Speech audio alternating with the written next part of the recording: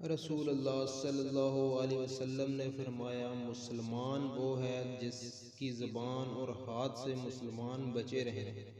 اور مہاجر وہ ہے جو ان کے کاموں کو چھوڑ دے جس سے اللہ نے منع فرمایا۔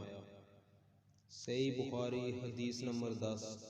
مومنو، اللہ سے ڈرو جیسا کہ اس سے ڈرنے کا حق ہے، اور مرنا تو مسلمان ہی مرنا، اور سب مل کر اللہ کی ہدایت کی رسی کو مضبوط پکڑے رہنا اور فرقے فرقے نہ ہو جانا، اور اپنے اوپر اللہ کی اس مہربانی کو یاد رکھنا جب تم ایک دوسرے کے دشمن تھے تو اس نے تمہارے دلوں میں الفت ڈال دی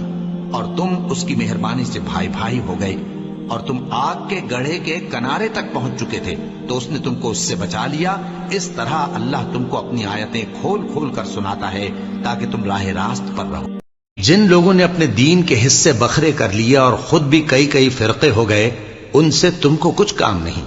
ان کا کام اللہ کے حوالے۔ پھر جو جو کچھ وہ کرتے رہے ہیں وہ ان کو سب بتائے گا۔ جو کوئی اللہ کے حضور نیکی لے کر آئے گا تو اس کو ویسی 10 نیکیاں ملیں گی،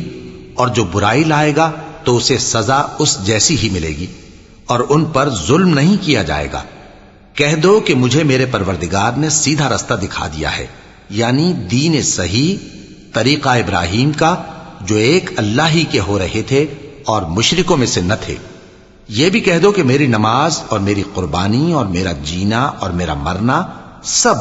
اللہ رب العالمین ہی کے لیے ہے، جس کا کوئی شریک نہیں، اور مجھ کو اسی بات کا حکم ملا ہے، اور میں سب سے اول فرمانبردار ہوں۔